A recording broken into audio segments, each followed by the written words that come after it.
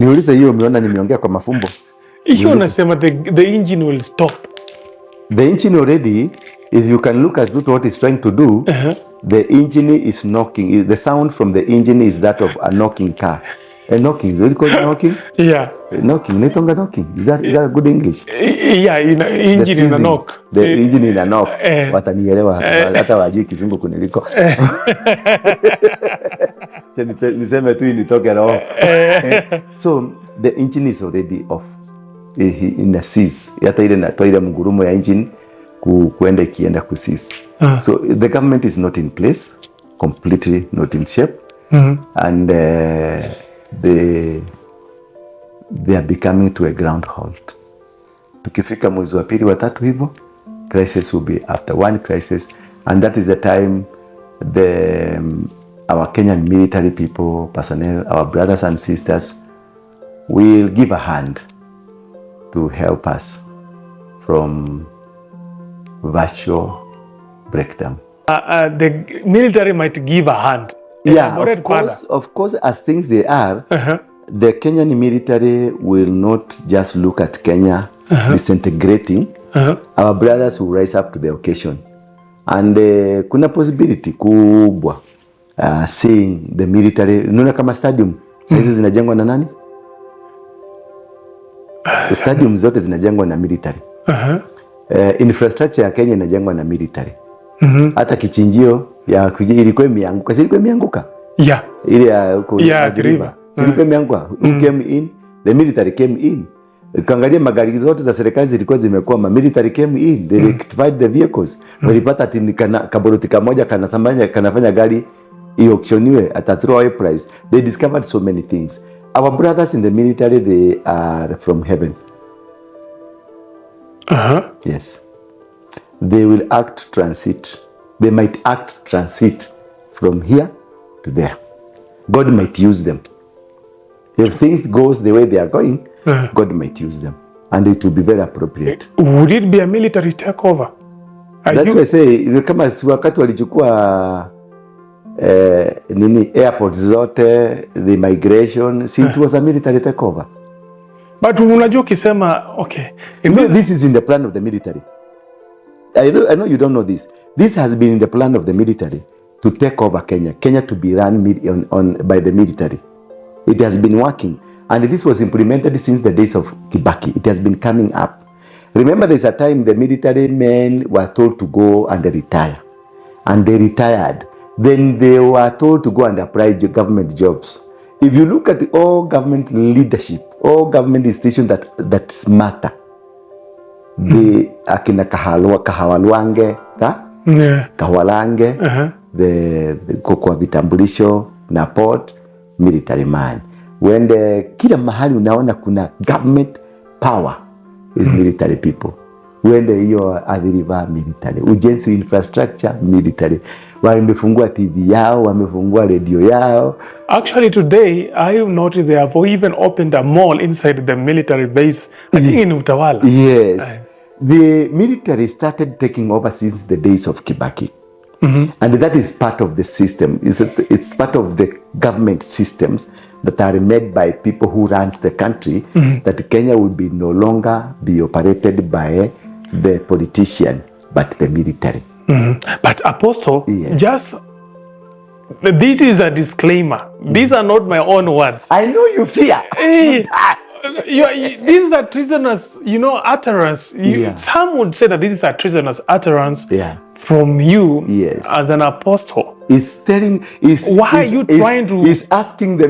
are you trying to insinuate that there is going to be a military takeover? Not a good military takeover. They have never, Kenyan military have never come apart from ile raila fake. Hawajai kuja forcefully. Angalia, wacha nikupatia very good example.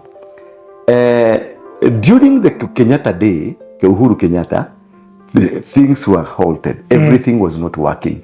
Then he went to the Kenyan garage where motor vehicles za cars zilikuwa zinatengenezwa. He took the military there.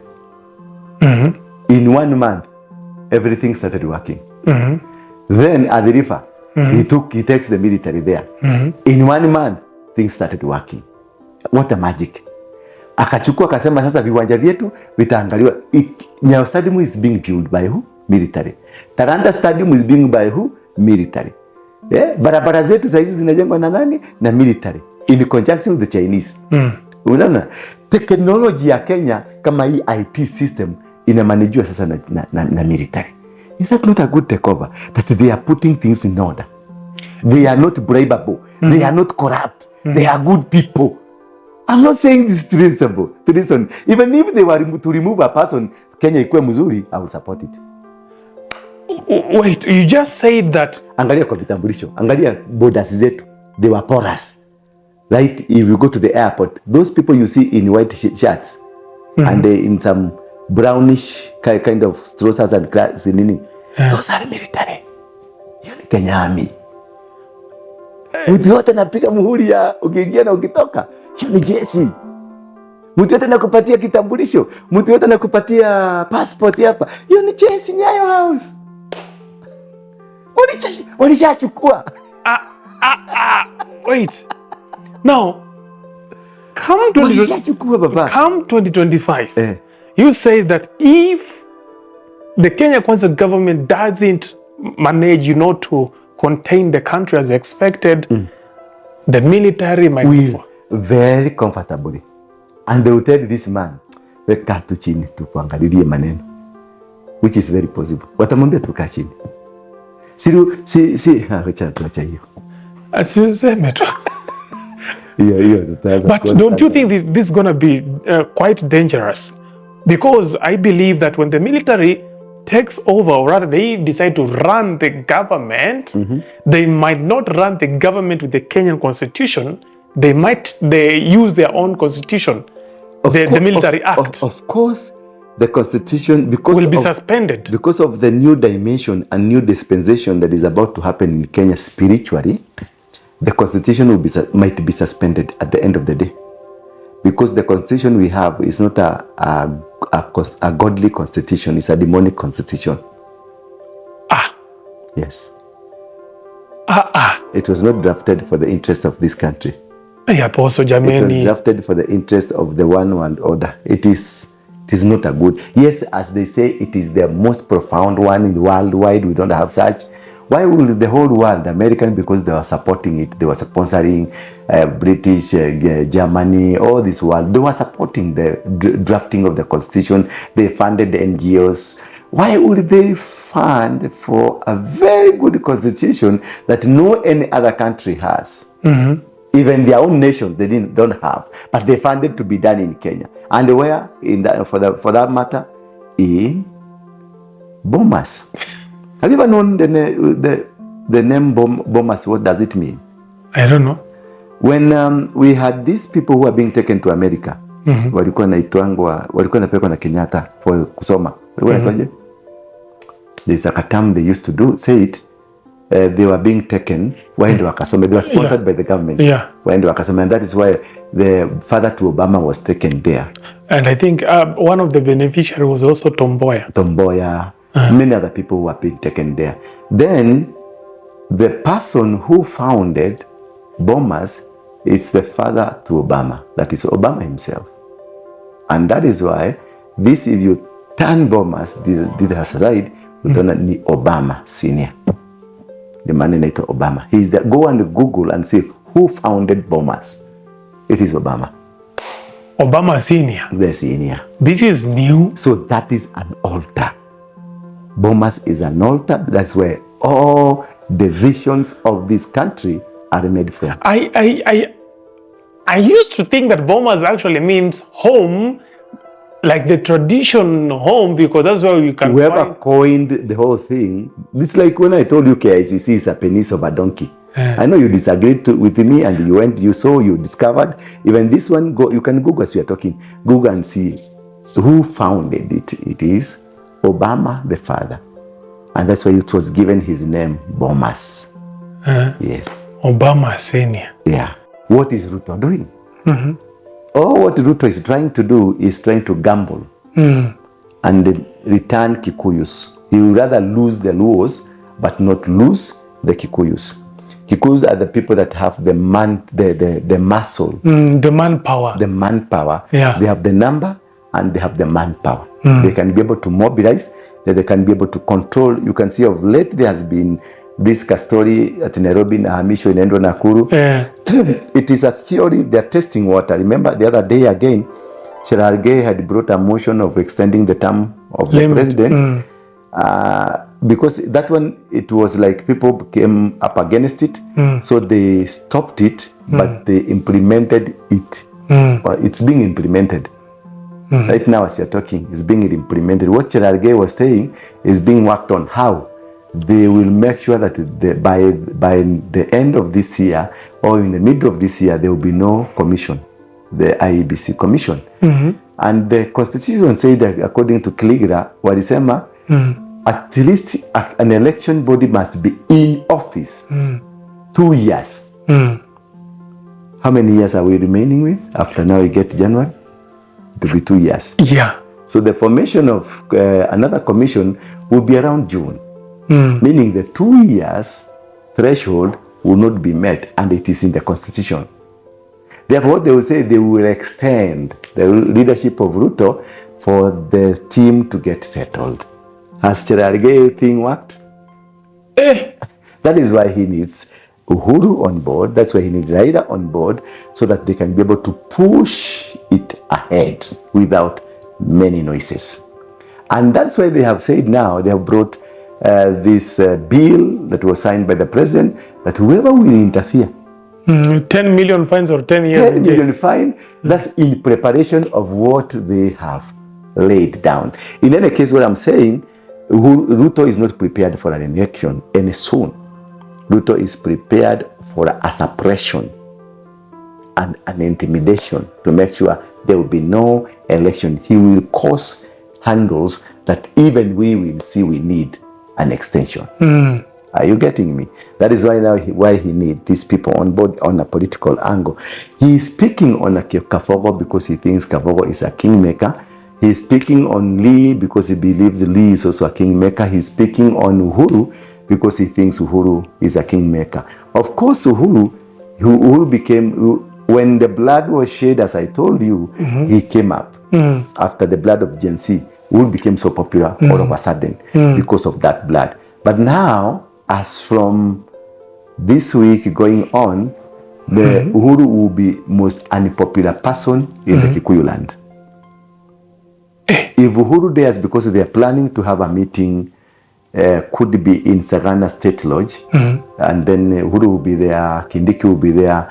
He will like be endorsing Kindiki to become now the spokesman of the Gema community, at the expense, because they think now this guy called Gachagua has taken over the ground. In fact, Gachagua has taken over the ground. Now they want to snatch it because it is not in from the hands of the Kenyatta family. Now they want to create their own. Because Kenyatta family believes it is them that who will say who to become, when to become, and how to become. So because Gachagua did not come from them, and Gachagua knows them because he used to work for them, they are not comfortable. They would rather work with Ruto than work with Gachagua.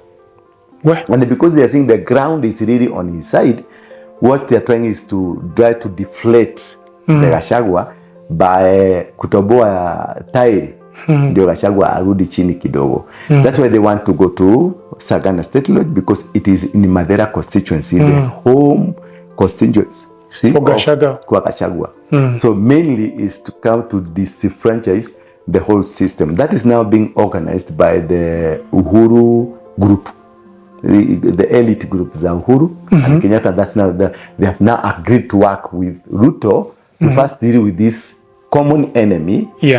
Then watarudi kupambana baadaye. That is number one. And for them, they are ready to lose the Luos, because they know even when Raila has been on top of everything, Luos have never voted 60%.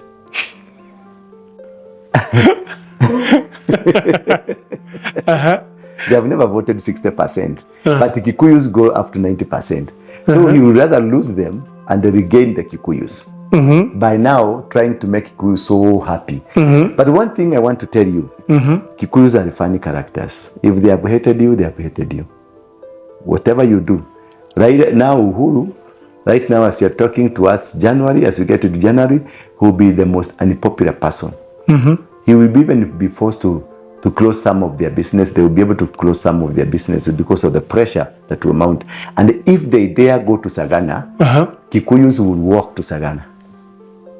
Kikuyus will walk for the first time. To protest against? Not to protest, to chase them out or to even lynch them. The Sagana will be attacked, will be invaded by thousands and thousands of Kikuyus from all over. Because what they don't want, it is Ruto. They have said Ruto has to go. Now look at this. The pressure will be so strong as we get to January to February. And in the first quarter of 2025, so many things will happen. So many things, so many people will go down. So many people will be buried. So many people will be disorganized. This government will be like stopped. The engine will stop working, will cease automatically. So we are getting into a very, very deep crisis. And the Ruto has seen it.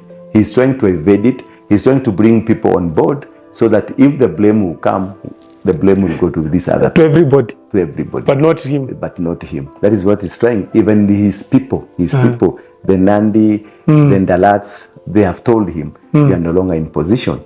So, in a nutshell, Ruto is out completely, Raila is out completely, and Uhuru is out.